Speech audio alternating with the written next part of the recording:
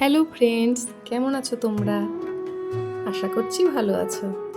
আজকে বিরিয়ানি বানিয়েছিলাম, এগ বিরিয়ানি আর chicken curry. একা একাই করেছি, যার জন্য ঝটপট করে সব করে নিয়েছি। আমার মেয়েটা অনেক দিন ধরে বায়না করছিল, মা একটু বিরিয়ানি করে দেবে, একটু বিরিয়ানি করে দেবে। তো করাই হয়ে উঠছিল না। অনেক দিন পরে প্রিপারেশন নিয়ে চিন্তা করে দেখলাম মেয়েটা বলছে বারবার, করেই ফেলি। বেরেস্তাটা ভেজে নিয়েছিলাম, ডিমটা সিদ্ধ করে নিয়েছি, এদিকে ভাতটাও বসিয়ে দিয়েছি। আস্তে আস্তে করছি একা হাতে। তার মধ্যে আবার মেয়ের আর্টের ক্লাসও ছিল, ওখানেও নিয়ে যেতে হবে। তো মোটামুটি একটা প্রিপারেশন করে নিয়ে দেখি ঘুড়িতে কটা বাজে। ওর আর্টের ক্লাসের সময় হয়ে গেছে। ঝটপট করে আবার ক্লাসে ওকে দিয়ে এসে আবার রান্নায় যোগ দিলাম। চিকেন বিরিয়ানি করতে পারতাম, বাট আবার মায়ের জন্য ভাবলাম যে না, এগ বিরিয়ানি করলে উনি একটু খেতে পারবেন, তার জন্য এগ বিরিয়ানি করেছি।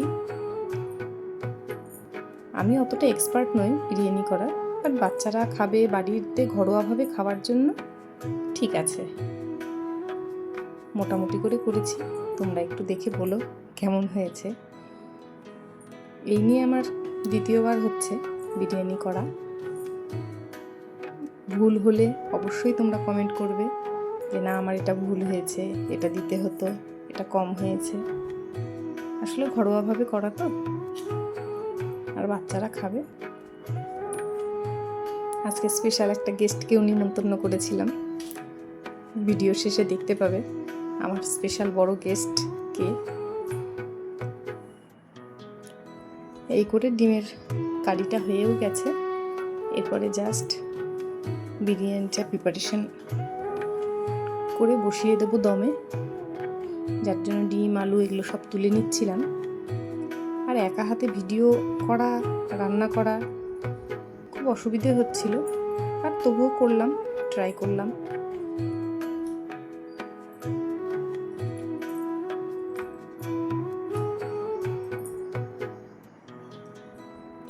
আর কষানো থেকেই তেলটা আমি তুলে রেখেছিলাম কালারের জন্য। কোনো ফুড কালার বা কোনো কিছুই আমি সেরকম ব্যবহার করিনি। এইভাবে আস্তে আস্তে সাজিয়ে নিলাম।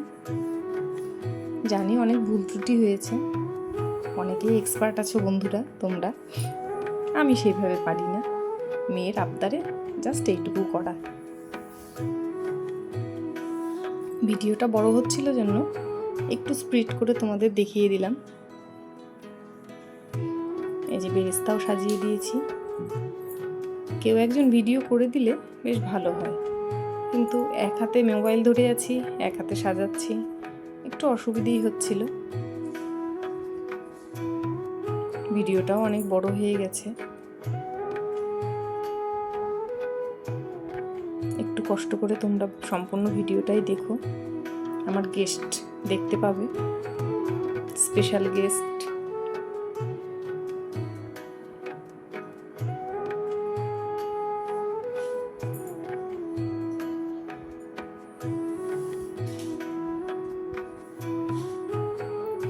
আমার বরমশাই কলকাতাতেই আছে, ওর জন্য মনটা খারাপ লাগছিল যে বাড়িতে এইভাবে রান্নাবাড়ি করছি, ও খেতে পারবে না।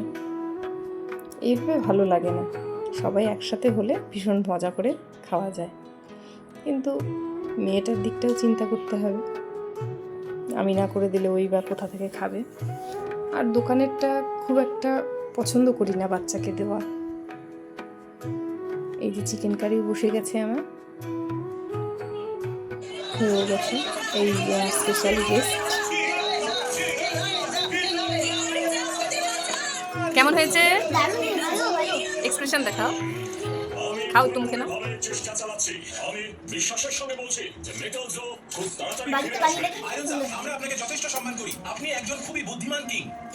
ভালো থাকবেন বন্ধুরা, টাটা। আমার দুই